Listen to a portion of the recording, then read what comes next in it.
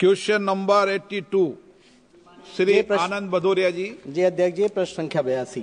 माननीय मंत्री जी, माननीय सदस्य। अध्यक्ष जी, मैं आपके माध्यम से माननीय मंत्री जी से जानना चाहता हूं, इस सरकार के दौरान गोल्ड लोन एनपीए में ऐतिहासिक वृद्धि देश में आर्थिक संकट की ओर इंगित करती है।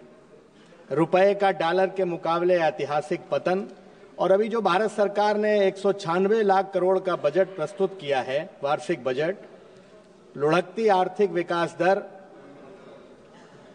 जो बजट प्रस्तुत किया 196 लाख करोड़ रुपए का कर्ज जो भारत सरकार पर लगभग 196 करोड़ है, वो इस साल के बजट वार्षिक बजट का 4 गुना है।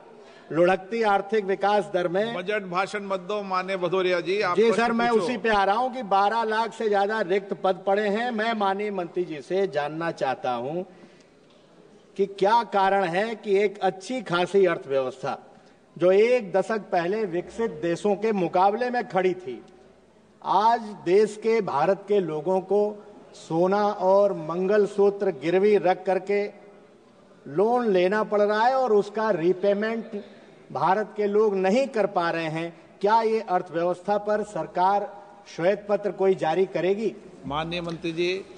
अध्यक्ष जी, माननीय सदस्य जो चिंतित हैं कि गोल्ड लोन पे एनपीए बढ़ रहा है, मैं आपके माध्यम से सदन को बताना चाहता हूं कि 30 जून 2024 के अनुसार जो बैंकों का लोन था, एनपीए था, उस एनपीए में कुल वाणिज्य बैंकों का 0.22% है और अगर कहें कि उच्च मध्य बैंकिंग वित्तीय कंपनियों का अनुपात जो है वो मात्र 2.58 रहा है।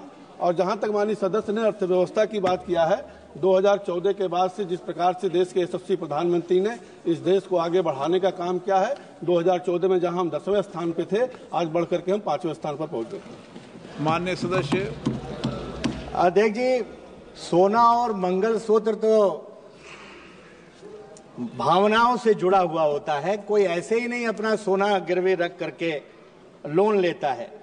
एक और सरकार कह रही है कि हम विश्व की 5वीं सबसे बड़ी अर्थव्यवस्था है और दूसरी 3 फरवरी के प्रश्न संख्या 172 हमारा ही था, उसमें माननीय मंत्री जी ने 2020 में वैश्विक महामारी के विपरीत वित्तीय प्रभाव का वित्तीय वर्ष 2020-21 के बाद राजकोषीय प्रभाव पड़ा है, इसलिए केंद्रीय कर्मचारियों के महंगाई भत्ता, महंगाई राहत का बकाया दिया जाना संभव नहीं है।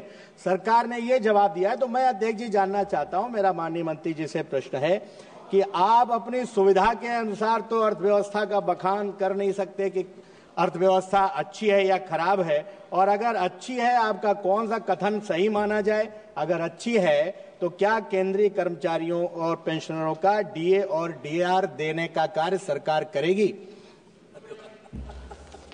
अध्यक्ष जी, जहां तक उन्होंने महिलाओं की बात किया है, एक व्यवस्था दी गई है कि वो चाहें तो अपना ज्वेलरी भी रख करके लोन लेकर के अपना काम चला सकती है। बाकी जो दूसरा इनका पार्ट है वो मूल पर से संबंधित नहीं है।